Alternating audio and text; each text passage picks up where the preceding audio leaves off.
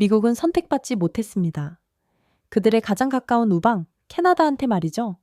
어떻게 동맹이 등을 돌릴 수 있습니까? 미국은 분노했어요. 트럼프의 칼날이 향하는 곳마다 굴복이 일어나고 있습니다. 하지만 한 나라만은 오히려 더 당당하게 맞서고 있었죠. 그리고 미국이 잃어버리고 있는 자리를 조용히 채워놓고 있는 나라, 캐나다가 60조 원을 들고 손을 내반 나라, 바로 대한민국입니다. 이야기 시작하기 전에 좋아요와 구독 버튼 가볍게 한번 눌러주시면 저 감동 이야기 서은비에게 정말 따뜻한 격려가 됩니다. 지금 어디에서 이 영상을 시청하고 계신지 아래 댓글에 나눠주세요. 60조 원. 제 모니터에 뜬 숫자였습니다. 캐나다 역사상 최대 규모의 방산 프로젝트. 그런데 그 옆에 적힌 나라 이름을 보는 순간 제 손이 멈췄죠. 대한민국. 저는 화면을 3번이나 다시 읽었습니다. 미국의 가장 가까운 동맹 캐나다가 한국과 손을 잡는다고요? 저는 마이클 앤더슨입니다. 국제안보와 방위산업을 분석하는 사람이죠. 이미 국방부에서 15년을 일했고 나토 전략자문단에도 참여했습니다. 지금은 워싱턴의 싱크탱크에서 세계 방산 시장을 연구하고 있습니다. 25년 동안 이 일을 해왔습니다. 어느 나라가 어떤 무기를 사는지, 그 뒤에 어떤 정치가 숨어 있는지 저는 다 봐왔죠. 그런데 이번 소식은 달랐습니다. 제 모든 경험을 뒤흔드는 한 줄이었습니다. 2025년 9월, 기사 제목은 이랬습니다. 캐나다 차세대 잠수함 사업, 하나오션 최종 후보 진입, 잠수함 12척, 총 사업비 60조 원. 생애주기 비용까지 합치면 그 이상이죠. 그런데 문제는 금액이 아니었습니다. 캐나다라는 이름이 문제였죠. 캐나다는 미국의 가장 가까운 이웃입니다. 국경도 없고 내이 군사동맹도 철저하죠. 나토의 핵심 회원국이고요. 그런 캐나다가 미국이나 영국도 아닌 한국을 택했다는 겁니다. 저는 커피를 한 모금 마셨습니다. 손이 떨렸죠. 기사를 계속 읽어 내려갔습니다. 하나오션은 영국의 밥콕이라는 방상이업과 손을 잡았다군요. 제안한 건 장보고 3급 배치라는 잠수함이었습니다. 리튬이온 배터리가 들어가고 공기부류 추진 장치가 탑재됐다고 했습니다. 3주 이상 물속에서 숨 쉴 수 있는 잠수함, 캐나다의 혹한과 장거리 작전에 최적화된 설계라고 했죠. 저는 그 기술 스펙을 보며 숨이 멎는 줄 알았습니다. 미국도 프랑스도 독일도 아닌 한국이 이런 수준의 잠수함을 만들고 있었다는 겁니다. 더 놀라운 건 그 다음이었습니다. 필름 라포르튼, 캐나다 주한대사가 직접 울산으로 갔다는 보도였습니다. 하나오션과 현대중공업의 조선소를 방문해서 생산 라인을 점검했다고 했죠. 대사가 직접 공장을 보러 간다는 건 그냥 하는 말이 아닙니다. 이건 신호였습니다. 우린 진지하다, 당신들을 믿는다, 그런 메시지였죠. 전화벨이 울렸습니다. 동료였습니다. 마이클, 너도 봤어? 캐나다 잠수함 기사. 목소리에 긴장이 섞여 있었습니다. 응, 방금 봤어. 저는 짧게 대답했습니다. 이거 진짜야? 한국이 최종 후보라는 게? 그가 물었습니다. 기사가 여러 군데서 나왔어. 진짜인 것 같아. 저는 무겁게 말했습니다. 미쳤네. 캐나다가 우리를 빼놓고 그것도 한국이라니. 그의 목소리가 떨렸습니다. 오늘 오후에 국방부 쪽 회의 있다던데 난리 났을 거야. 당연하지. 백악관도 발칵 뒤집혔을걸. 저는 대답했습니다. 통화를 끊고 다시 화면을 응시했습니다. 오후 늦게 싱크탱크 사무실에서 동료 몇 명이 제 책상으로 모여들었습니다. 마이클, 이거 어떻게 생각해? 데이비드가 물었습니다. 솔직히 충격이야. 캐나다가 한국을 택할 줄은 한국 기술이 그렇게 좋아? 사라가 끼어들었습니다. 장보 고급 잠수함 이미 인도네시아에 수출했어. 기술 검증은 된 셈이지. 제가 설명했습니다. 그래도 독일이나 프랑스보다는 아니 이제 그 수준이야. 리튬이온 배터리의 공기부류 추진까지 재래식 중에서는 최상급이라고. 그럼 우리가 진 거야? 데이비드가 비웃듯 말했습니다. 우린 제안도 안 했잖아. 캐나다가 30년 넘은 잠수함 쓰는 것 뻔히 알면서 사라가 차분하게 지적했습니다. 침묵이 흘렀습니다. 저는 그날 저녁 들은 이야기를 떠올렸습니다. 국방부 회의실에서 나온 사람이 말했더군요. 트럼프가 경로했대. 왜 캐나다가 우리한테 안 왔냐고 하지만 정작 우리는 캐나다에게 아무것도 제안하지 않았습니다. 당연히 우리를 선택할 거라고 믿었던 거죠. 저는 책상에 기대어 눈을 감았습니다. 생각이 복잡했습니다. 제가 아는 세상에서 캐나다는 늘 미국의 그림자 안에 있었습니다. 군사적으로도 경제적으로도요. 그런데 이제 그들이 한국을 택했다. 이건 단순한 무기 거래가 아니었습니다. 동맹의 균열이었습니다. 아니 어쩌면 세계 질서의 이동이었죠. 저는 다시 기사를 열었습니다. 이번엔 하나오션을 검색했습니다. 울산. 그 이름조차 낯설었습니다. 하지만 자료를 보니 그곳은 세계 최대 규모의 조선소 중 하나였습니다. 연간 수십 척의 배를 만들어내는 곳이었죠. 그리고 잠수함. 한국은 이미 자국 해군을 위해 10척이 넘는 잠수함을 만들어 왔다군요. 장보 고급이라는 이름으로요. 인도네시아도 한국제 잠수함을 샀습니다. 이미 수출 실적도 있었죠. 저는 데이터를 보며 한숨을 내쉬었습니다. 이게 어떻게 가능하지? 중얼거렸습니다. 10년 전만 해도 한국은 조선 강국이기 했지만 잠수함은 별개의 영역이었습니다. 독일, 프랑스, 러시아, 미국 이 나라들이 독점하던 시장이었죠.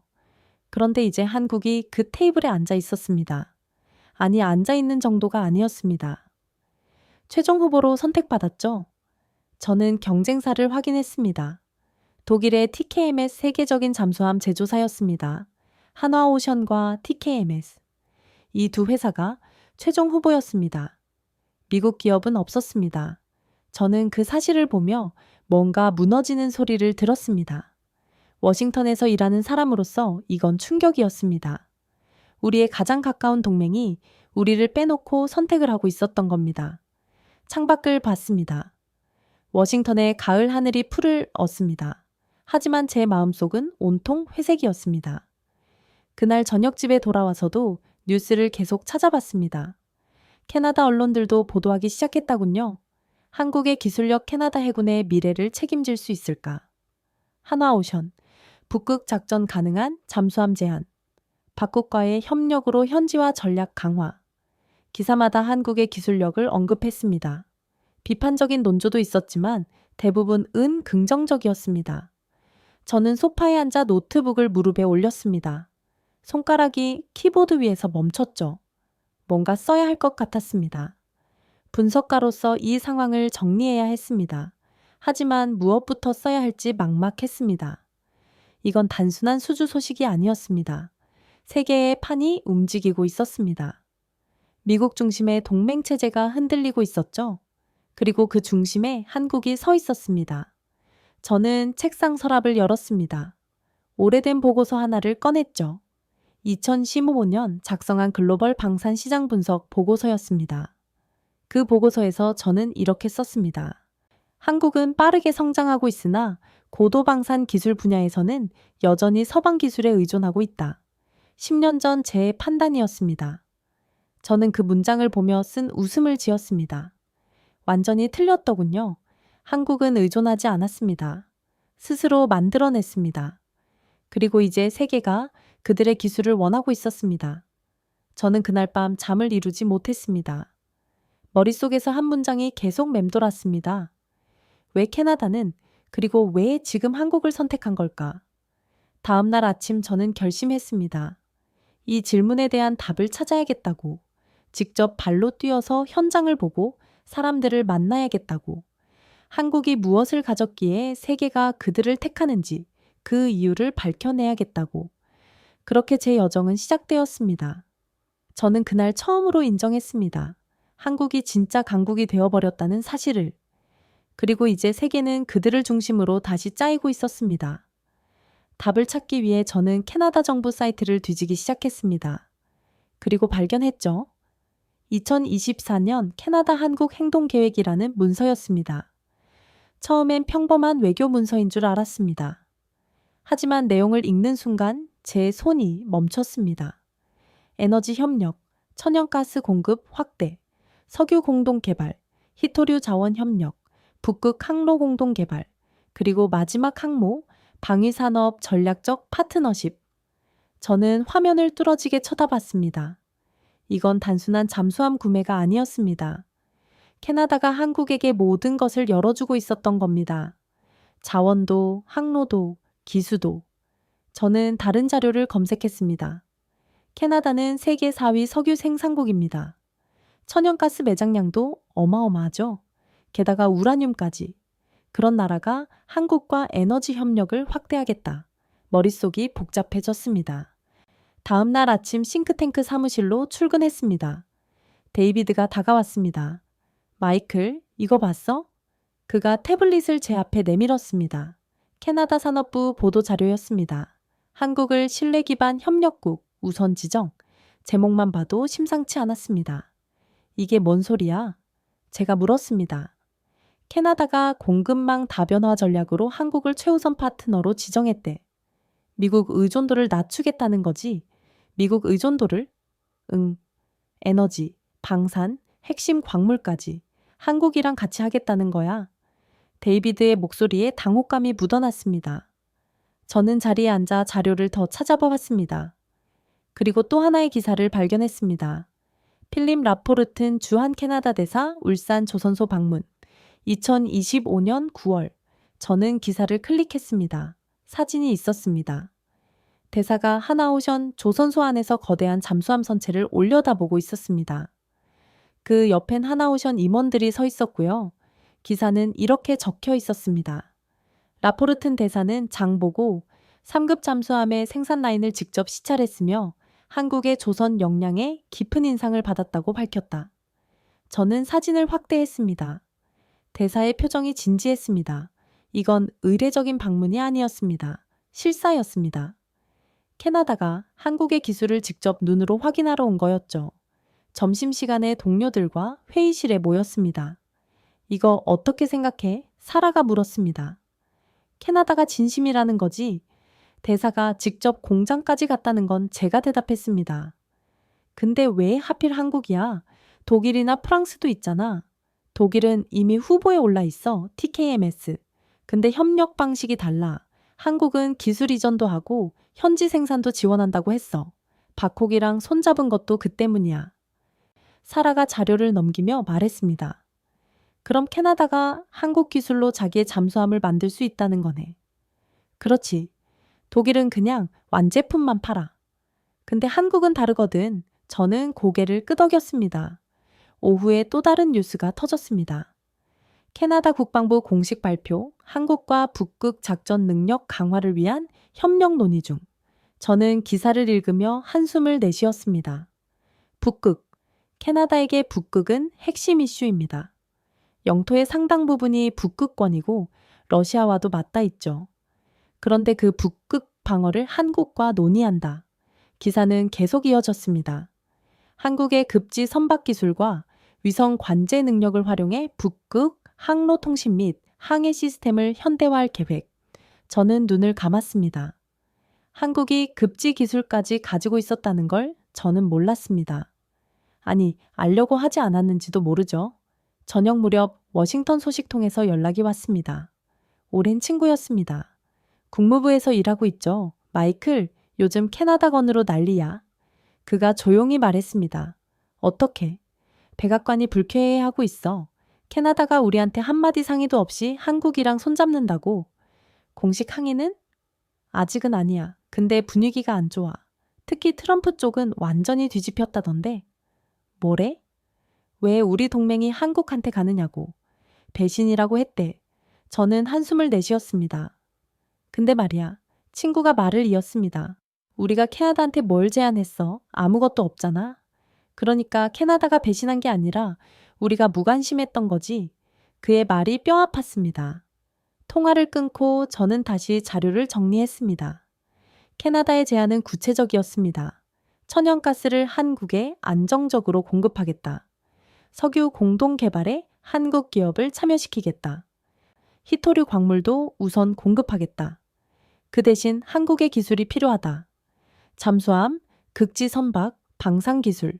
이건 물물 교환이 아니었습니다. 전략적 동맹의 제안이었죠. 저는 한 문장을 노트에 적었습니다. 캐나다는 자원을 주고 한국은 기술을 준다. 공정한 거래였습니다. 그리고 무엇보다 믿을 수 있는 파트너였습니다. 미국처럼 갑자기 관세를 때리거나 약속을 뒤집지 않는 그런 파트너 말이죠. 다음 날 캐나다 방송 뉴스를 찾아보았습니다. 12시에서 특집을 다루고 있었습니다. 한국과의 협력 캐나다의 미래를 바꿀 수 있을까? 앵커가 전문가를 인터뷰했습니다. 한국은 신뢰할 수 있는 파트너입니다. 기술력도 검증됐고 무엇보다 약속을 지키는 나라죠. 전문가의 말이었습니다. 미국과의 관계는 어떻게 되나요? 앵커가 물었습니다. 미국은 여전히 중요한 동맹입니다. 하지만 우리도 다 변화가 필요합니다. 한 나라에만 의존할 수는 없으니까요. 저는 화면을 보며 고개를 끄덕였습니다. 캐나다의 선택은 합리적이었습니다. 미국의 예측 불가능한 정책, 트럼프의 관세 폭탄, 동맹국에게 조차 쏟아지는 압박. 캐나다는 그 모든 걸 지켜봤습니다. 그리고 결론을 내렸죠. 우린 다른 길이 필요하다.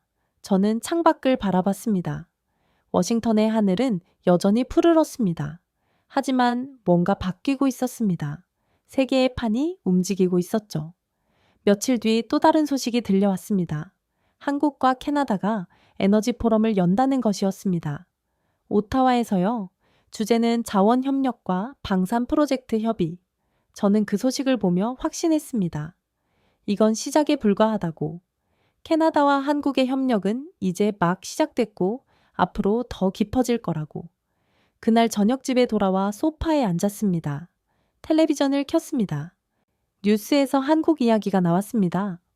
한국, 캐나다와 전략적 파트너십 강화. 앵커의 목소리가 차분했습니다.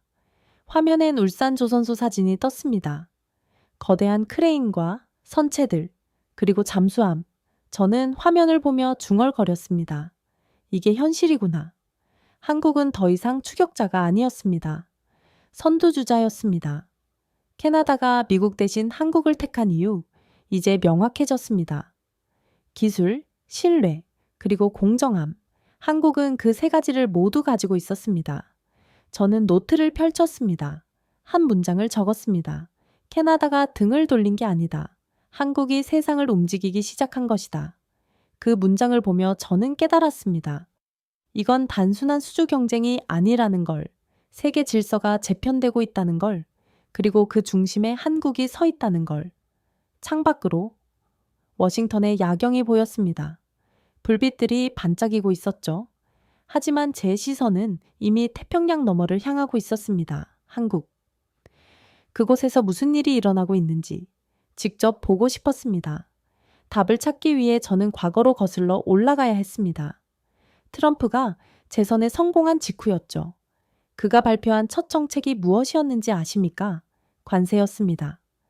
모든 수입 제품의 10%에서 20%의 관세를 부과하겠다는 선언이었죠. 중국만이 아니었습니다. 유럽도, 일본도, 심지어 캐나다까지 동맹국과 적국을 가리지 않았습니다. 저는 그 발표를 듣고 경악했습니다. 사무실 전체가 술렁였죠. 이건 미친 짓이야. 옆자리 동료가 중얼거렸습니다. 동맹국한테까지 관세를 때린다고? 그것도 20%나. 다른 동료가 한숨을 내쉬었습니다. 저는 즉시 캐나다 반응을 검색했습니다. 캐나다 언론이 들끓고 있었습니다. 특히 철강과 알루미늄 관세가 문제였죠. 캐나다는 미국에 엄청난 양의 철강을 수출하는 나라입니다. 그런데 그걸 20%나 때린다. 캐나다 산업부 장관이 긴급 성명을 냈습니다. 이는 동맹에 대한 모욕이다. 강한 어조였습니다. 하지만 워싱턴은 꿈쩍도 하지 않았죠. 며칠 뒤 더 충격적인 소식이 터졌습니다. 캐나다 여론조사 결과였습니다. CFOC 방송이 실시한 조사였죠. 미국을 신뢰한다는 응답이 27%, 역대 최저치였습니다. 저는 그 숫자를 보며 숨이 막혔습니다. 10명 중 17명이 미국을 신뢰하지 않는다는 뜻이었습니다. 우리의 가장 가까운 이유는 가장 오래된 동맹이 말이죠. 저는 캐나다 방송을 찾아봤습니다. 토론 프로그램이 진행되고 있었습니다. 우리는 언제까지 워싱턴의 눈치를 봐야 합니까? 진행자가 물었습니다. 미국은 이제 예측할 수 없는 나라가 됐습니다. 오늘 동맹이라고 해도 내일은 적이 될 수 있죠. 패널의 대답이었습니다. 그럼 대안이 있습니까? 있습니다. 우리는 다른 파트너를 찾아야 합니다. 신뢰할 수 있는 나라들과 손잡아야 해요. 저는 화면을 보며 고개를 저었습니다. 이건 심각한 문제였습니다. 그런데 더 충격적인 건 따로 있었습니다. 한국이었습니다. 같은 시기 트럼프는 한국에도 압박을 가하고 있었습니다. 3,500억 달러, 미국 내 추가 투자를 요구한 금액이었죠. 투자하지 않으면 25% 관세를 부과하겠다. 노골적인 협박이었습니다. 저는 한국 정부의 반응을 지켜봤습니다. 그리고 놀랐죠. 한국은 거절했습니다. 명확하게. 전문직 비자 제도가 해결되지 않으면 무리한 투자는 어렵다. 한국 총리의 발언이었습니다. 저는 그 뉴스를 보며 커피잔을 내려놨습니다. 한국이 미국한테 조건을 내걸었다고 동료가 놀란 목소리로 물었습니다. 그래? 비자 문제 해결이 선결 조건이래. 와, 대담한데. 트럼프가 가만히 있을까? 가만히 있지 않겠지. 하지만 한국은 버티고 있어. 저는 대답했습니다. 실제로 한국은 버텼습니다. 몇 주가 지나도 입장을 바꾸지 않았죠. 그러는 사이 한국 언론은 침착했습니다. 데이비드가 말했습니다. 한국 정부가 생각보다 전략적이야. 사라가 고개를 끄덕였습니다. 트럼프의 압박에 굴복하지 않은 유일한 나라야. 다른 나라들은 다 눈치 보고 있는데 제가 덧붙였습니다. 그때 저는 깨달았습니다. 캐나다가 왜 한국을 택했는지 신뢰 때문이었습니다. 미국은 약속을 뒤집었습니다. 오늘 동맹이라고 했다가 내일 관세를 때렸죠. 하지만 한국은 달랐습니다. 원칙을 지켰습니다. 압박에도 흔들리지 않았습니다. 그게 캐나다가 본 한국이었습니다. 하지만 신뢰만으로는 부족했습니다. 기술이 뒷받침되어야 했죠. 그리고 한국은 그것도 가지고 있었습니다. 저는 반도체 시장 자료를 펼쳤습니다. 삼성전자, 이나노 반도체 양산에 성공했다는 뉴스였습니다.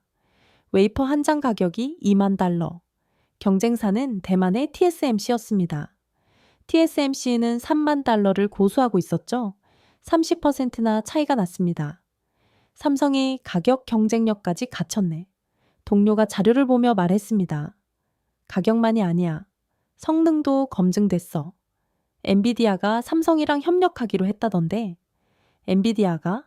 응. 젠슨 황 회장이 직접 방한했어. 인공지능 반도체 협력 논의했다고. 저는 그 소식을 듣고 고개를 저었습니다. 엔비디아는 세계 최고의 인공지능 칩 회사입니다. 그런 회사가 한국을 찾았다는 건 한국 기술을 인정했다는 뜻이었죠. 이게 끝이 아니야. 사라가 다른 자료를 펼쳤습니다. 현대모비스가 차량용 반도체 협력체를 만들었대. 24개 기업이 참여했다고. 승폭 3개. 완성차 반도체 파운드리 인공지능 기업까지. 차량용 반도체 국산화율 90%를 목표로 한대. 90%면 거의 독립이잖아. 그렇지. 더 이상 외국 기술에 의존하지 않겠다는 거야. 저는 자료를 보며 감탄했습니다. 10년 전만 해도 한국은 반도체 메모리에만 강했습니다. 시스템 반도체는 미국, 대만의 영역이었죠. 그런데 이제 한국이 그 영역까지 진출했습니다. 아니, 진출을 넘어서 선두에 섰습니다. 저녁 무렵 워싱턴의 한 세미나에 참석했습니다. 주제는 글로벌 기술 경쟁이었죠. 발표자가 화면을 띄웠습니다. 한국의 기술 골기. 제목이었습니다. 한국은 더 이상 추격자가 아닙니다. 반도체, 배터리, 조선, 방산에서 세계 최고 수준에 올랐습니다. 발표자가 말했습니다. 구체적인 예를 들어주시겠습니까? 청중석에서 질문이 나왔습니다. 삼성의 이나노 반도체는 TSMC보다 30% 저렴하면서도 성능이 동등합니다. LG 에너지 솔루션의 배터리는 테슬라, 폭스바겐이 선택했죠. 하나오션의 잠수함은 캐나다가 검토 중입니다. 발표자의 대답이었습니다. 저는 고개를 끄덕였습니다. 모두 사실이었습니다. 그럼 미국은 어떻게 대응해야 합니까? 또 다른 질문이 나왔습니다. 협력해야 합니다. 경쟁만으로는 부족합니다. 한국은 이미 우리와 대등한 파트너가 됐습니다. 발표자의 말에 청중석이 술렁이었습니다. 세미나가 끝나고 복도에서 발표자를 만났습니다. 인상적인 발표였습니다. 제가 말했습니다. 감사합니다. 마이클 앤더슨 씨 맞죠? 글로벌 디펜스 인사이트에서 일하신다고 들었습니다. 맞습니다. 요즘 한국을 연구하고 있습니다.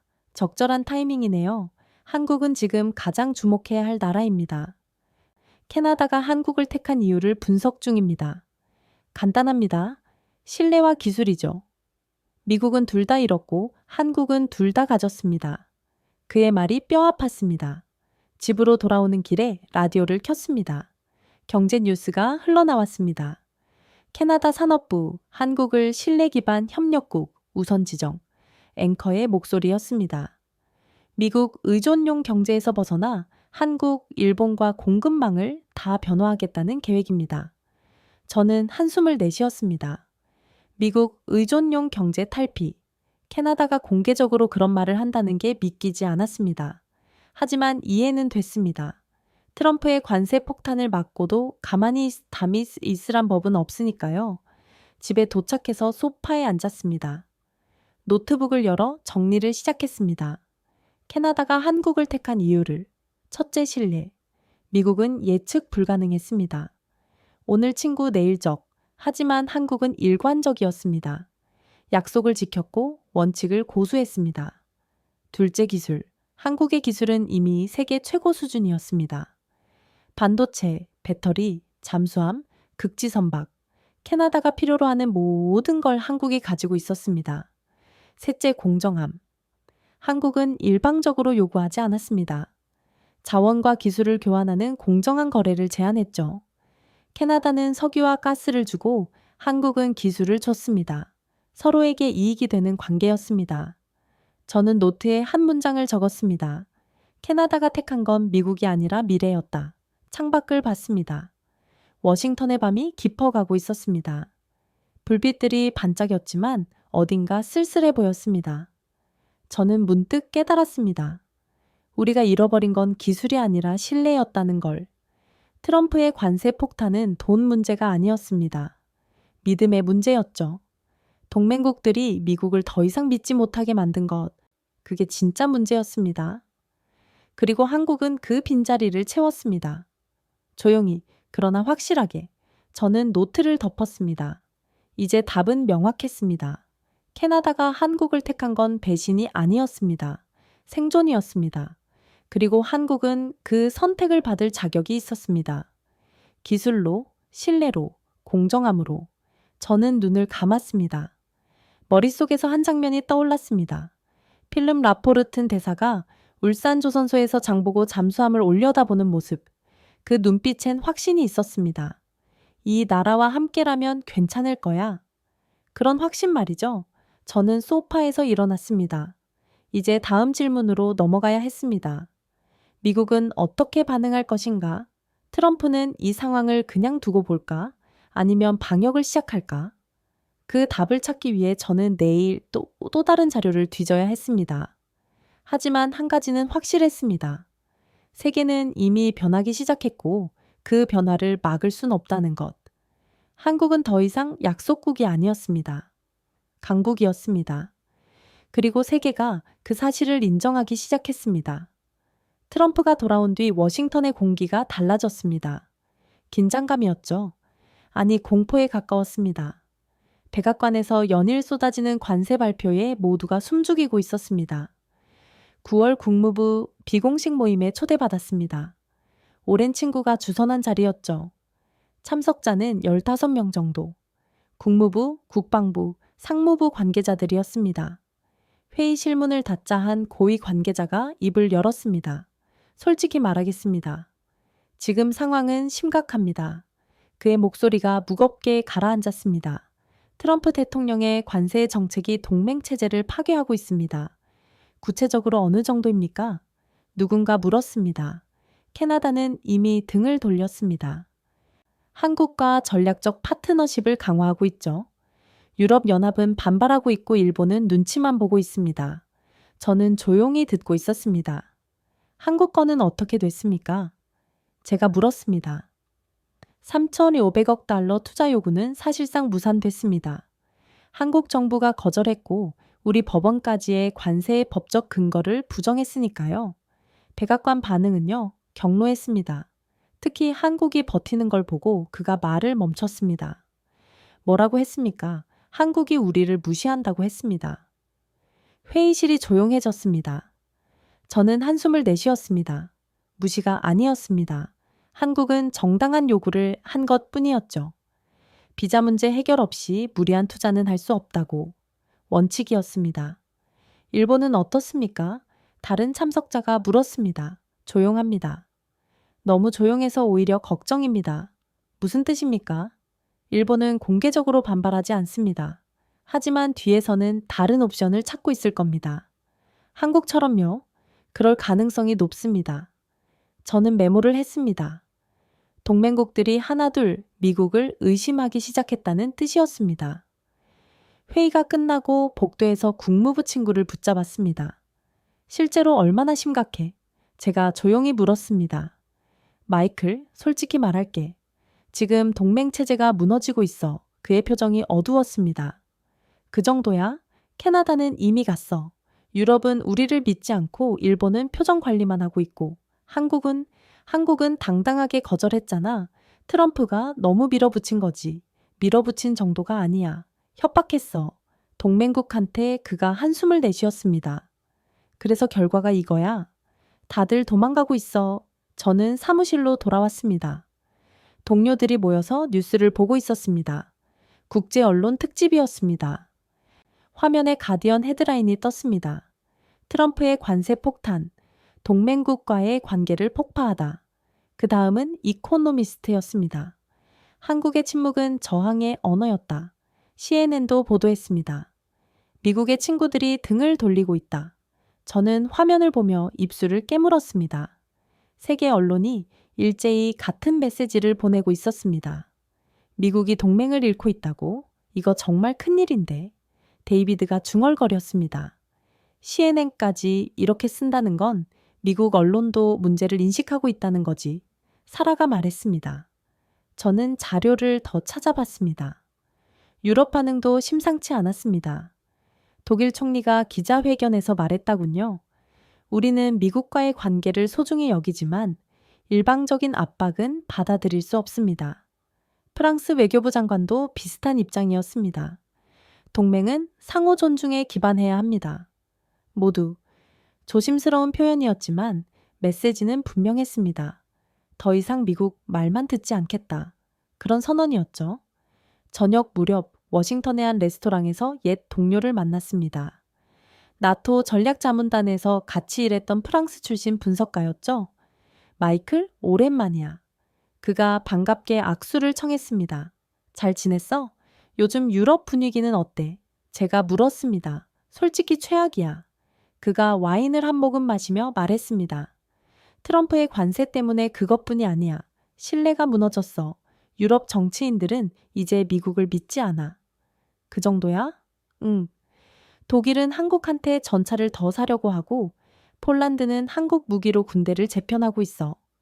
저는 고개를 끄덕였습니다. 한국이 유럽에서도 선택받고 있구나. 당연하지. 한국은 약속을 지키거든. 미국처럼 오늘 말 바꾸고 내일 관세 때리고 그런 거 안 해. 그의 말이 뼈 아팠습니다.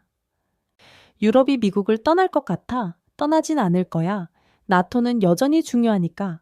하지만 거리는 두기 시작했어. 거리? 응.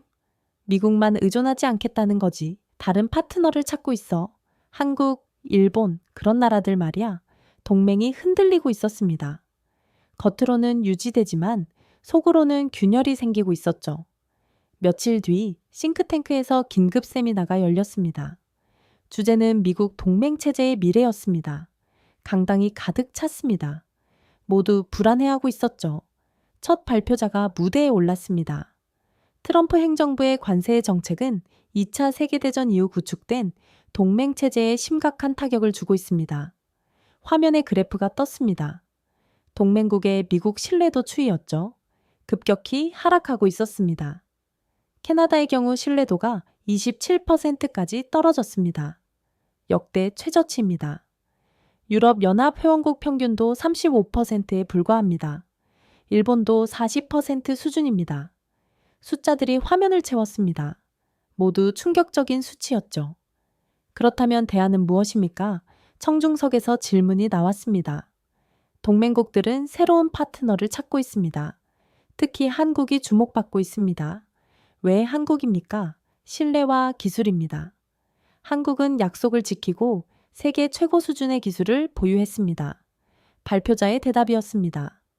저는 고개를 끄덕이며 메모했습니다. 세미나가 끝나고 복도에서 발표자와 이야기를 나눴습니다. 인상적인 발표였습니다. 감사합니다. 현실을 직시해야 할 때입니다. 미국이 회복할 수 있을까요? 가능합니다. 하지만 지금 방식으로는 안 됩니다. 협박이 아니라 협력으로 돌아가야 합니다. 그의 말이 명확했습니다. 그날 밤 집에서 국제뉴스를 계속 봤습니다. 중동 소식도 들려왔습니다. 사우디아라비아와 아랍에미리트가 한국과 원전 협력을 확대한다는 내용이었죠. 24일 방어 시스템도 공동 개발한다고 했습니다. 저는 화면을 보며 한숨을 내쉬었습니다. 중동까지 한국의 영향력이 전 세계로 확산되고 있었습니다. 휴대폰이 울렸습니다. 국방부 친구였습니다. 마이클, 지금 시간대? 응, 무슨 일이야? 오늘 내부 회의 있었어. 완전 난리 났어. 뭐 때문에? 트럼프가 폭발했대. 우리나라다, 유럽, 한국다. 우리를 배신했다고? 배신? 응. 자기 말 안 듣는다고 배신이래. 그래서 더 강한 압박을 지시했대. 미쳤네. 맞아. 완전히 미친 거지. 이러다가 동맹 전부 잃어. 그의 목소리에 절망감이 묻어났습니다. 그래서 국방부는 어떻게 하기로 했어? 할 수 있는 게 없어. 백악관이 결정하면 따를 수밖에. 그럼 동맹들은 계속 멀어지겠지. 한국처럼 버티거나 캐나다처럼 등 돌리거나. 저는 통화를 끊고 창밖을 바라봤습니다. 워싱턴에 야경이 펼쳐져 있었습니다. 하지만 그 불빛들이 예전 같지 않았습니다. 뭔가 빛을 잃어가는 것 같았죠. 저는 노트를 펼쳤습니다. 한 문장을 적었습니다. 그는 적국이 아니라 친구를 벌주기 시작했다. 그게 트럼프가 한 일이었습니다. 동맹국을 적처럼 대한 거죠. 그리고 결과는 명확했습니다. 동맹들이 떠나고 있었습니다. 캐나다는 한국을 택했고 유럽은 거리를 두기 시작했습니다. 일본은 침묵했지만 그 침묵 뒤에 뭔가 준비하고 있을 게 분명했습니다. 그리고 한국은 침묵으로 대답했습니다. 압박에 굴복하지 않고 원칙을 지켰습니다. 그 침묵이 세상을 올렸습니다. 이게 진짜 힘이구나. 저는 중얼거렸습니다. 소리 지르고 협박하는 게 힘이 아니었습니다. 조용히 버티고 원칙을 지키는 게 진짜 힘이었죠. 한국은 그걸 보여줬습니다. 저는 노트에 또 다른 문장을 적었습니다. 워싱턴의 회의실에는 이제 웃음이 사라졌다. 모두가 눈치를 보고 있었다. 사실이었습니다. 며칠 전 회의에서 아무도 웃지 않았습니다. 긴장과 불안만이 감돌았죠. 동맹을 잃는다는 게 무엇을 의미하는지 모두가 알고 있었습니다. 하지만 막을 방법이 없었습니다. 트럼프는 멈추지 않았고 동맹들은 계속 멀어졌습니다. 저는 마지막 문장을 적었습니다. 그때부터였다. 세계의 리더라는 이름이 미국을 벗어나기 시작한 건 노트를 덮고 불을 껐습니다. 어둠 속에서 저는 생각했습니다. 세계는 변하고 있었고 그 변화의 중심에는 한국이 있었습니다. 조용하지만 강하게, 천천히지만 확실하게 미국이 잃어버린 신뢰를 한국이 채우고 있었습니다. 그리고 세계는 그 선택을 환영하고 있었습니다. 저는 눈을 감았습니다. 내일은 또 어떤 소식이 들려올까? 어떤 나라가 또 한국을 택할까? 그 답을 기다리며 저는 잠에 들었습니다. 하지만 확신이 있었습니다. 변화는 이미 시작됐고 돌이킬 수 없다는 것. 트럼프의 관세 폭탄은 결국 동맹의 심장에 떨어졌습니다. 그리고 그 파편들이 한국을 향해 모이고 있었습니다. 2025년 10월 1일. 저는 그날 아침 일찍 일어났습니다. 한국의 국군의 날 행사가 실시간 중계된다는 소식을 들었거든요. 커피를 마시며 노트북을 켰습니다. 화면에는 군 장병들이 도열했고 최신 무기 체계들이 전시됐습니다. K2 전차, 천국 미사일, 그리고 해군 함정들. 인상적이었습니다. 하지만 진짜 충격은 그 다음이었습니다. 한국 대통령이 연단에 올랐습니다. 그리고 말했습니다. 자주 국방. 그리고 전작권 회복. 우리는 우리의 길을 갑니다. 저는 커피잔을 내려놨습니다. 손이 떨렸죠. 자주 국방. 전작권 회복. 이 두 단어가 무엇을 의미하는지 저는 알고 있었습니다. 더 이상 미국에게만 의존하지 않겠다. 그런 선언이었습니다. 화면 속 대통령의 목소리는 단어였습니다. 국가의 길은 우리가 정합니다. 동맹은 소중하지만 주권은 양보할 수 없습니다. 그 한 문장이 전 세계로 퍼져나갔습니다. 저는 즉시 국제뉴스를 검색했습니다. CNN이 가장 먼저 보도했습니다. 한국 대통령 국방 자율성 강화 첨천명. BBC도 따라왔습니다. 한국, 미국, 의존도 낮추는 새 외교 노선 발표. 한겨레 신문도 대서특필을 했습니다. 자주국방 의지, 천복팬 천명, 세계가 주목. 저는 화면을 보며 한숨을 내쉬었습니다. 이건 단순한 연설이 아니었습니다. 세계를 향한 메시지였죠. 한국은 더 이상 누구의 그림자가 아니다. 그런 선언이었습니다. 전화벨이 울렸습니다. 데이비드였습니다. 마이클, 한국 대통령 연설 봤어? 지금 보고 있어. 이거 완전 선전포고 아니야? 미국한테? 선전포고는 아니지. 독립선언이야. 제가 대답했습니다. 무슨 차이야? 큰 차이지. 한국은 미국과 싸우려는 게 아니야. 그냥 자기 길을 가겠다는 거야. 트럼프가 가만히 있을까? 가만히 있지 않겠지. 하지만 한국은 이미 준비했어. 저는 창밖을 바라보며 말했습니다. 실제로 한국은 준비되어 있었습니다. 법적으로도 전략적으로도. 미국 연방 항소법원이 트럼프의 관세 정책에 제동을 걸었고 한국은 시간을 벌었습니다. 그 시간 동안 한국은 다른 파트너들과 손을 잡았죠. 오후에 싱크탱크에서 긴급회의가 열렸습니다. 모두가 한국 이야기를 하고 있었습니다. 이거 심각한 거 아니야? 누군가 물었습니다. 어떤 면에서? 한국이 우리한테 등 돌리는 거잖아. 등 돌리는 게 아니라 독립하는 거지. 차이가 있어. 사라가 설명했습니다. 무슨 차이야? 등 돌리면 관계가 끊기는 거고 독립은 관계를 재정해야 하는 거야. 한국은 아직 동맹이라고 하잖아. 하지만 전작권 회복은 자기 군대를 자기가 지휘하겠다는 거지. 당연한 얘기 아니야? 사라의 말에 모두가 침묵했습니다. 저는 자료를 펼쳤습니다. 여기 봐. 캐나다 반응. 화면에 캐나다 외교부 성명이 떴습니다. 한국의 원칙 있는 외교에 공감한다. 짧지만 명확한 메시지였습니다. 캐나다가 한국 편을 들었네. 데이비드가 중얼거렸습니다. 당연하지. 캐나다도 똑같은 상황이었으니까. 제가 설명했습니다. 무슨 말이야? 트럼프의 관세 폭탄. 캐나다도 맞았잖아. 그래서 한국 입장이 이해되는 거지.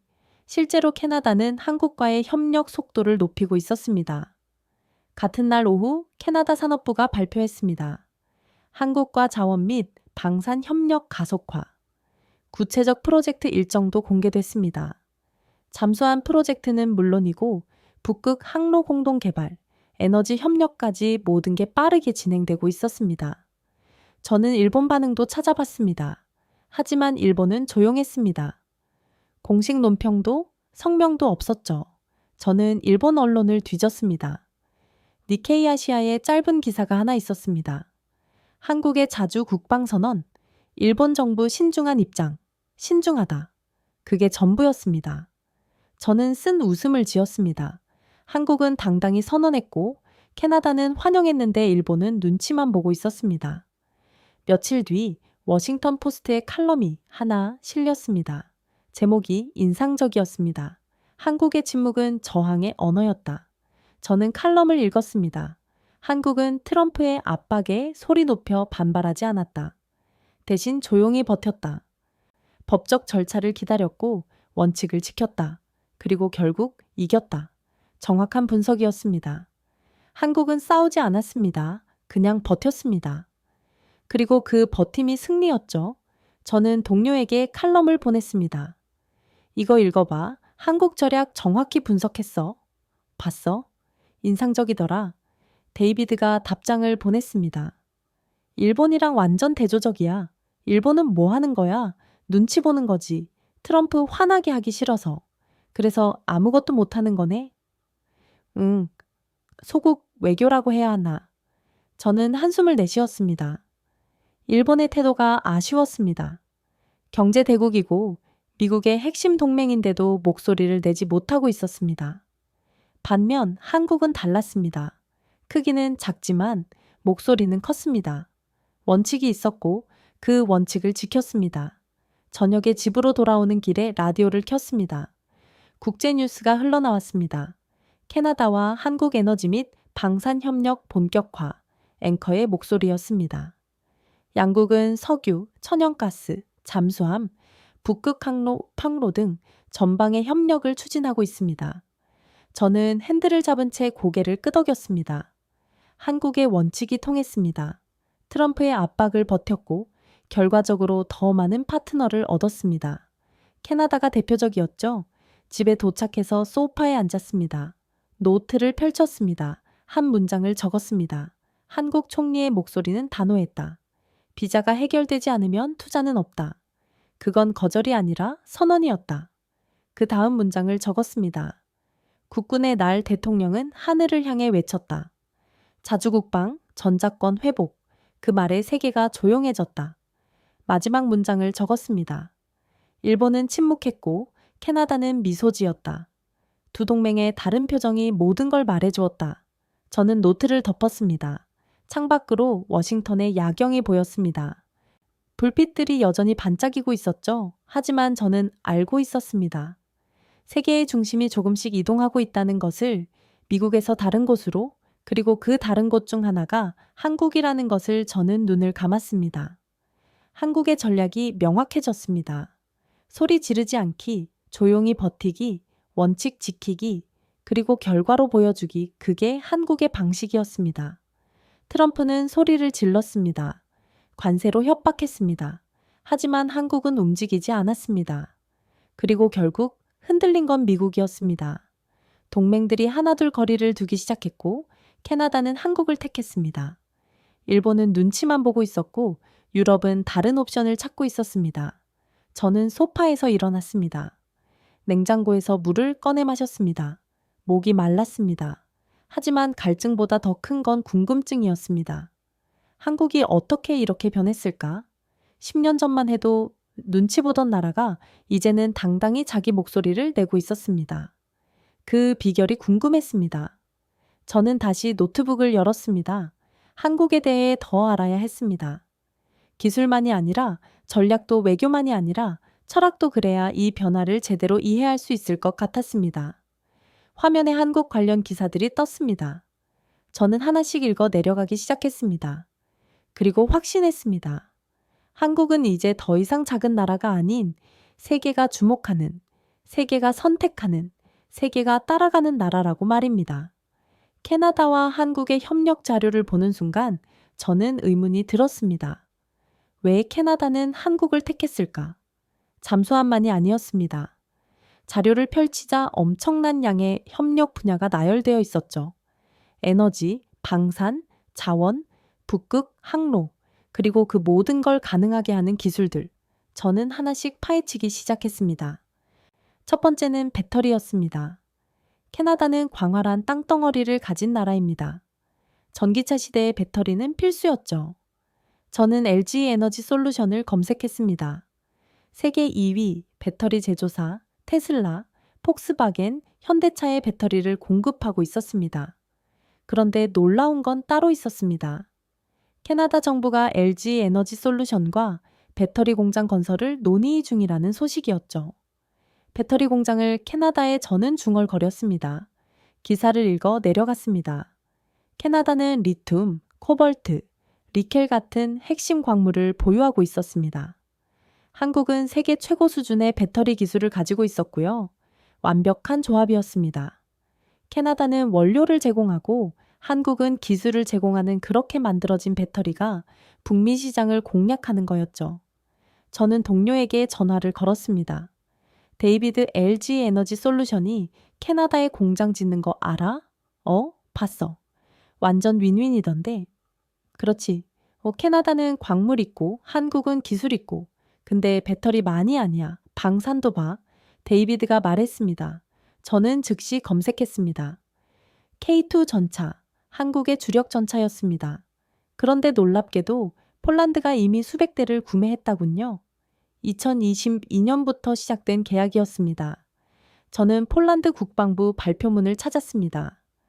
K2는 독일 전차보다 빠르고 가격도 합리적이며 무엇보다 신속하게 납품된다. 신속한 납품. 그게 핵심이었습니다. 독일은 주문받고 3년을 기다려야 했습니다. 한국은 1년 만에 납품했죠. 그리고 지금 노르웨이도 K2를 검토하고 있었습니다. 방산에서도 한국이 유럽을 먹고 있네. 저는 메모했습니다. 캐나다도 당연히 주목했을 겁니다. 만약 육군 장비가 필요하다면 한국이 답이었으니까요. 저는 세 번째 분야를 펼쳤습니다. 원전 한국은 이미 아랍에미리트에 원전을 수출했습니다. 바라카 원전이었죠. 2020년 가동을 시작했고 현재 4기가 모두 완공됐습니다. 저는 아랍에미리트 정부 평가를 찾았습니다. 정시 완공, 예산 준수, 안정적 운영, 완벽한 평가였습니다. 그리고 지금 사우디아라비아도 한국형 원전을 검토하고 있었습니다. 캐나다는 원전 강국이었습니다. 하지만 신형 원전 기술에서는 한국이 앞서 있었죠. 특히 소형 모듈 원전 기술. 저는 캐나다와 한국이 소형 원전 공동 개발을 논의 중이라는 기사를 발견했습니다. 에너지도 한국이구나. 저는 고개를 끄덕였습니다. 그리고 마지막, 조선업이었습니다. 이건 정말 충격적이었죠. 저는 미국 해군 자료를 뒤졌습니다. 그리고 발견했습니다. 미국 해군이 한국 조선소에 군함 수리를 맡기고 있다는 사실을. 미국 자체 조선소는 이미 포화 상태였습니다. 수리대기 시간만 몇 년이었죠. 하지만 한국은 달랐습니다. 현대중공업, 하나오션, 삼성중공업, 세계 최대 규모의 조선소들이 울산과 거제에 있었습니다. 그리고 그들의 기술은 검증되어 있었죠. 저는 극지 선박 자료를 추가로 찾았습니다. 한국은 쇠빙 LNG 운반선을 세계 최초로 개발했습니다. 북극 항로를 다니는 선박이었죠. 영하 50도의 혹한에서도 얼음을 깨며 나아가는 바에 그게 한국 기술이었습니다. 캐나다가 주목할 수밖에 없었습니다. 북극 영토를 가진 나라로서 극지 기술은 필수였으니까요. 오후에 싱크탱크에서 회의가 있었습니다. 마이클, 한국 기술 자료 정리 끝났어? 사라가 물었습니다. 응. 근데 정말 놀라워. 캐나다가 필요한 모든 기술을 한국이 가지고 있어. 예를 들면 배터리, 전차, 원전, 극지 선박. 거기다 잠수함까지 완전 올라운드 플레이어의 데이비드가 감탄했습니다. 맞아. 그래서 캐나다가 택한 거야.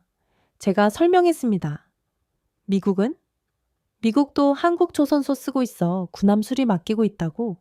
뭐? 진짜? 응. 미국 조선소는 이미 포화 상태거든. 그래서 한국한테 맡기는 거지. 제 말에 회의실이 조용해졌습니다. 미국조차 한국 기술에 의존하고 있다는 사실이 충격적이었던 거죠. 저는 자료를 화면에 띄웠습니다. 여기 봐. LG 에너지 솔루션은 테슬라, 폭스바겐한테 배터리 공급하고 있어. K2 전차는 폴란드가 수백 대 샀고 노르웨이도 검토 중이야.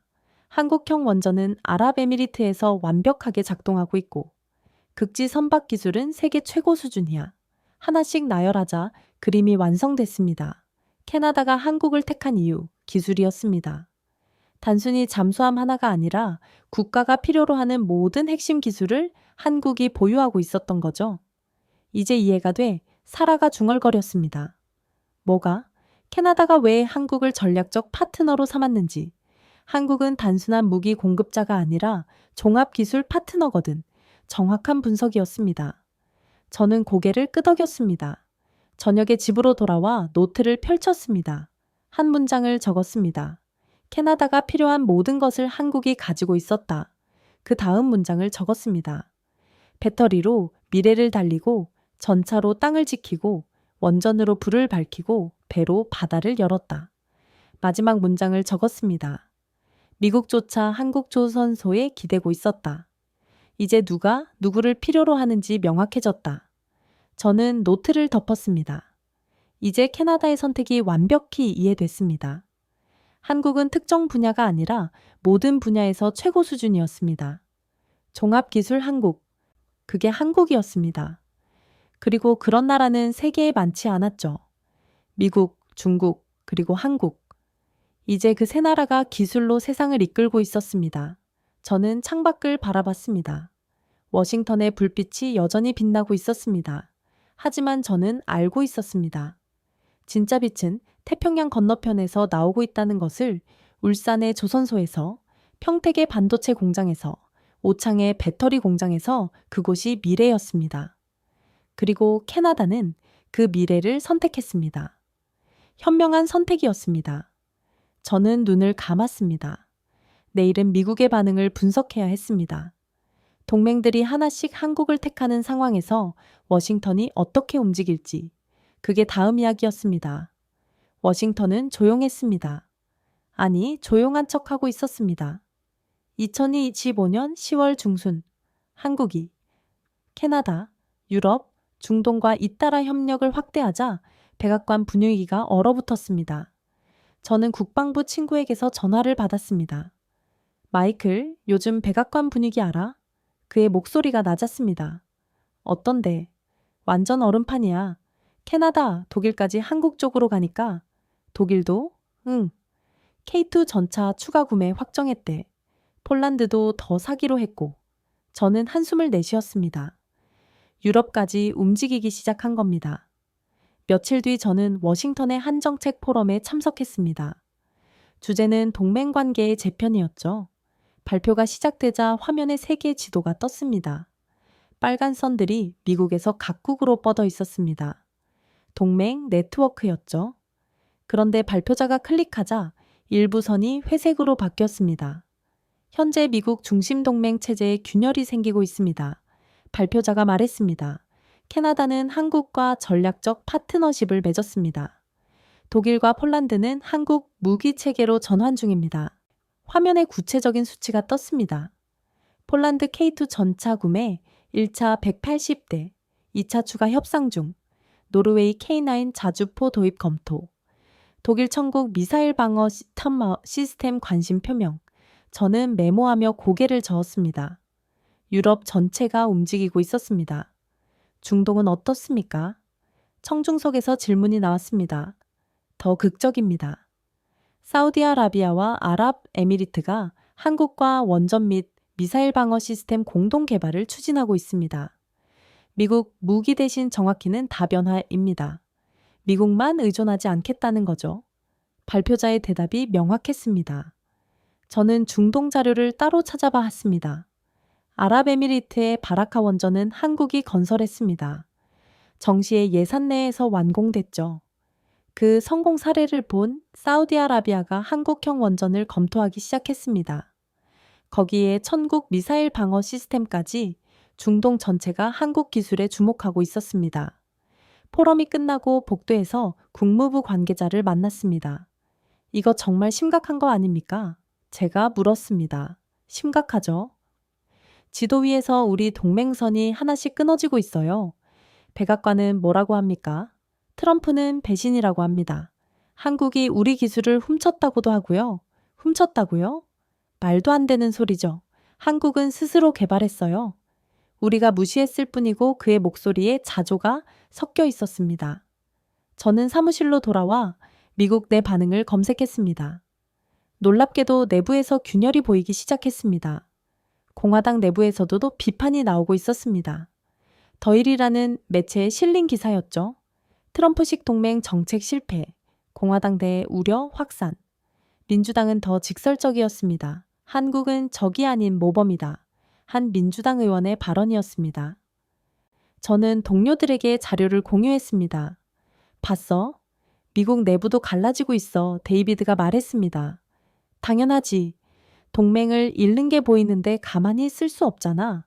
사라가 대답했습니다. 문제는 트럼프가 안 바뀐다는 거야. 제가 덧붙였습니다. 실제로 트럼프는 입장을 바꾸지 않았습니다. 오히려 더 강경해졌죠. 그러자 동맹국들은 더 빠르게 움직였습니다. 저녁에 국제 뉴스를 봤습니다. BBC가 특집을 내보내고 있었습니다.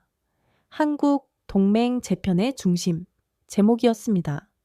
화면에 서울 야경이 나왔고 앵커가 말했습니다.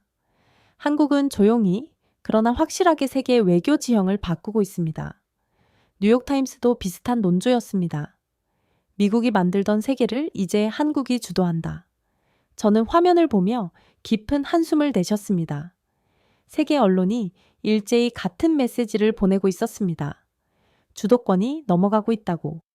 다음 날 싱크탱크에서 내부 세미나가 열렸습니다. 주제는 미국 외교 정책의 재검토였죠. 발표자가 단도직입적으로 말했습니다. 우리의 진짜 위협은 중국이 아닙니다. 청중석이 술렁이었습니다. 그럼 뭡니까? 누군가 물었습니다. 우리 자신입니다. 우리가 동맹을 밀어냈습니다. 발표자가 화면을 넘겼습니다. 트럼프의 관세 정책 연표가 나타났습니다. 2025년 8월부터 시작된 관세 폭탄, 캐나다 철강, 20%의 한국 투자 압박 유럽 자동차 관세, 모두 동맹국을 향한 것들이었습니다. 우리가 동맹을 적처럼 대했습니다. 결과는 보시는 바와 같습니다. 발표자가 마지막 슬라이드를 띄웠습니다. 한국을 중심으로 한 새로운 협력 네트워크였습니다.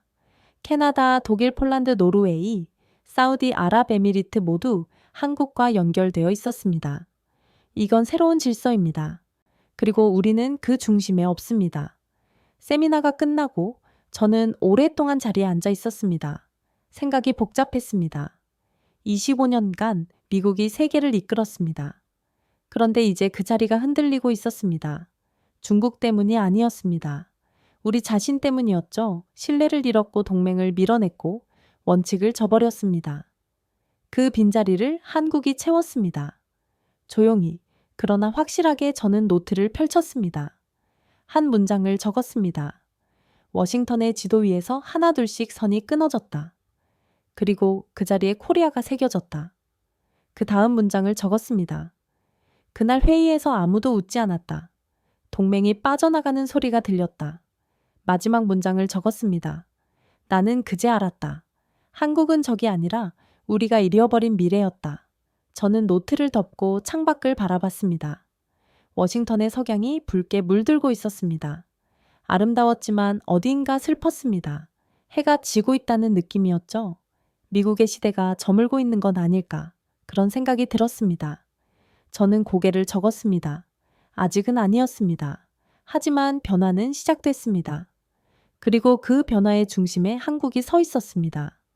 조용하지만 강하게 천천히지만 확실하게 미국이 잃어버린 신뢰를 한국이 쌓고 있었습니다. 그리고 세계는 그 신뢰를 따라 움직이고 있었습니다. 저는 자리에서 일어났습니다. 이제 마지막 장을 준비해야 했습니다. 세계가 어디로 가고 있는지, 한국이 어떤 미래를 만들어 가고 있는지, 그리고 미국은 어떻게 대응해야 하는지 그 답을 찾아야 했습니다. 하지만 한 가지는 확실했습니다. 세계는 변하고 있었고 그 변화는 돌이킬 수 없었습니다. 한국의 시대가 시작되고 있었습니다. 저는 오타와행 비행기에 올랐습니다. 한국 캐나다 에너지 포럼이 열린다는 소식을 듣고 직접 가보기로 결심했죠. 더 이상 자료만으로는 부족했습니다. 현장을 봐야 했습니다. 캐나다와 한국이 실제로 무엇을 논의하는지, 그 분위기가 어떤지 직접 눈으로 확인하고 싶었습니다. 오타와 컨벤션 센터에 도착했습니다. 입구부터 분위기가 남달랐습니다. 캐나다 국기와 태극기가 나란히 걸려 있었고 참석자들의 표정이 진지했습니다. 저는 등록을 마치고 메인홀로 들어갔습니다. 무대 위에 두 나라 대표단이 앉아 있었습니다. 캐나다 산업부 장관과 한국 대사관 관계자들이었죠. 포럼이 시작됐습니다. 캐나다 장관이 먼저 말했습니다. 오늘은 역사적인 날입니다. 캐나다와 한국이 새로운 전략적 파트너십을 공식화하는 자리입니다. 박수가 터져 나왔습니다. 저는 메모를 시작했습니다. 우리는 에너지 협력을 확대합니다. 천연가스, 석유, 해결료 공급은 물론 소형 원전 공동 개발까지 추진합니다. 화면에 구체적인 프로젝트들이 나열됐습니다. LNG 공급 확대, 리튬, 코밀트 등 핵심 광물 협력, 배터리 공장, 캐나다 건설, 그리고 방산 협력, 잠수함 프로젝트는 물론이고 북극 방어 체계 현대화도 함께 추진합니다. 장관의 말에 홀이 조용해졌습니다. 모두가 그 의미를 알고 있었습니다. 이건 단순한 무역 협정이 아니었습니다. 동맹의 재편이었죠. 한국 대표가 발언했습니다. 캐나다는 신뢰할 수 있는 파트너입니다. 우리는 공정한 협력을 추구하며 상호 이익을 최우선으로 합니다. 짧지만 강력한 메시지였습니다. 공정한 협력, 그게 핵심이었습니다. 일방적인 요구가 아니라 서로가 필요한 것을 교환하는 그런 관계 말이죠. 휴식 시간에 저는 캐나다 외교부 관계자에게 다가갔습니다. 인상적인 포럼이네요. 제가 말을 건넸습니다. 감사합니다. 오랜 준비 끝에 성사됐습니다. 한국과의 협력, 미국은 어떻게 생각합니까? 조심스럽게 물었습니다. 미국은 여전히 중요한 동맹입니다. 하지만 우리도 독립적인 선택을 할 권리가 있죠. 그의 대답이 명확했습니다. 한국을 택한 결정적 이유는 뭡니까? 신뢰와 속도입니다. 한국은 약속을 지키고 실행이 빠릅니다. 우리가 필요한 모든 것을 적시에 제공할 수 있는 나라죠. 저는 고개를 끄덕였습니다. 신뢰와 속도. 그 두 단어가 계속 반복됐습니다. 오후 세션에서는 구체적인 협력 방안이 발표됐습니다. 한국 기업들이 캐나다 북극권에 극지 기술을 지원하기로 했습니다. 쇄빙선, 위성통신, 항해 시스템까지 모든 게 한국 기술이었습니다. 저는 옆자리에 앉은 참석자와 이야기를 나눴습니다. 캐나다 자원개발 전문가였습니다. 한국 기술에 대해 어떻게 생각하십니까? 제가 물었습니다. 솔직히 놀랐습니다. 북극 환경에서 작동하는 기술을 이렇게 완벽하게 갖춘 나라는 많지 않습니다. 미국은요? 미국도 훌륭하죠. 하지만 한국은 더 적극적입니다. 우리가 필요로 하는 걸 먼저 제안해옵니다. 그의 말이 인상적이었습니다. 적극성. 그것도 한국의 강점이었습니다. 포럼이 끝나고 저는 호텔방에 앉아 노트를 정리했습니다. 오늘 본 것은 단순한 협력 포럼이 아니었습니다. 새로운 질서의 탄생이었습니다. 미국 중심의 단극 체제가 무너지고 다극 체제로 재편되는 현장이었죠. 그리고 그 새로운 축 중 하나에 한국이 서 있었습니다. 저는 한 문장을 적었습니다. 세계는 조용히 구조를 바꾸고 있었다. 미국 중심에서 다핵 구조로. 다음 날 아침 저는 워싱턴으로 돌아왔습니다. 사무실에 들어서도 동료들이 모여 있었습니다.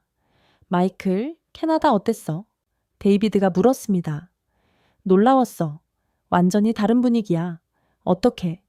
캐나다가 한국과 완전한 파트너십을 맺었어. 에너지, 방산, 북극 방어까지 전부. 미국 입장은 거의 언급이 없었어. 존중한다는 정도. 제 말에 사무실이 조용해졌습니다. 한미동맹은 어떻게 돼? 사라가 물었습니다. 여전히 유지되고 있어. 하지만 성격이 변했어. 어떻게?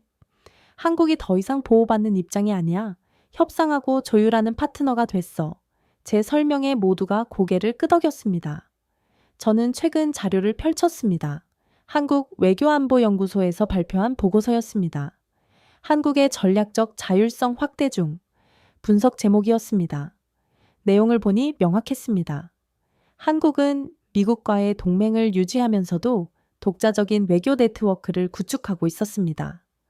캐나다, 유럽, 중동, 동남아시아 모든 방향으로 손을 뻗고 있었죠. 그리고 그 중심에 기술과 신뢰가 있었습니다. 저녁에 집으로 돌아와 뉴스를 켰습니다. 타임즈에서 특집 기사가 나왔습니다. 미국 중심 질서 균열 가속, 화면에 세계 지도가 나타났습니다. 미국을 중심으로 한방 사형 네트워크가 표시됐죠. 하지만 일부 선들이 흐려지고 있었습니다. 대신 여러 중심들이 형성되고 있었습니다. 미국, 중국, 유럽, 그리고 한국. 저는 화면을 보며 깊은 한숨을 내쉬었습니다. 세계가 재편되고 있었습니다.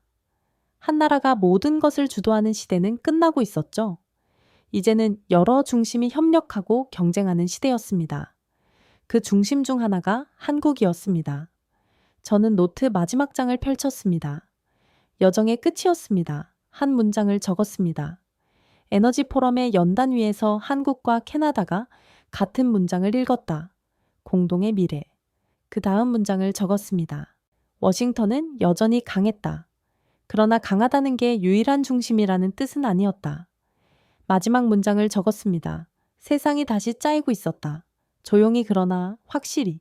그 직조의 실 중 하나가 한국이었다. 저는 노트를 덮었습니다. 60조 원짜리 캐나다 잠수함 소식으로 시작된 제 여정이 끝났습니다. 그 과정에서 저는 많은 것을 배웠습니다. 한국이 어떻게 강국이 됐는지, 신뢰가 왜 무기보다 강한지, 기술이 어떻게 세상을 바꾸는지, 그리고 무엇보다 세계 질서가 영원하지 않다는 것을 창밖을 바라봤습니다. 워싱턴의 밤하늘의 별들이 반짝이고 있었습니다. 아름다웠습니다. 하지만 저는 알고 있었습니다. 새로운 빛이 태평양 건너편에서 떠오르고 있다는 것을, 서울에서, 울산에서, 평택에서 한국이 만드는 빛이 세상을 비추기 시작했습니다. 저는 미소 지었습니다. 처음으로 진심으로 변화가 두렵지 않았습니다. 오히려 기대됐습니다. 한국이 만들어갈 세상이 궁금했습니다. 신뢰와 기술로 쌓아올릴 새로운 질서가. 저는 불을 껐습니다. 잠자리에 들며 생각했습니다. 한국은 나를 놀라게 한 나라가 아니었습니다. 나를 바꿔놓은 나라였습니다. 그리고 세계도 조용히 바뀌고 있었습니다. 한국을 중심으로 돌아가는 새로운 질서 속에서 말이죠. 한국은 더 이상 추격하는 나라가 아니었습니다. 신뢰와 기술로 세계를 이끄는 강국이었습니다. 캐나다가 유럽이, 중동이 한국을 택한 이유, 그건 단순히 값이 싸서가 아니었습니다. 약속을 지키고 결과로 보여주고 공정하게 협력하는 나라였기 때문이죠. 세계는 조용히 변하고 있었습니다. 그 변화의 중심에 한국이 서 있었습니다. 대한민국의 부상과 세계 질서의 재편을 다룬 오늘의 이야기를 끝까지 함께 해주셔서 감사합니다.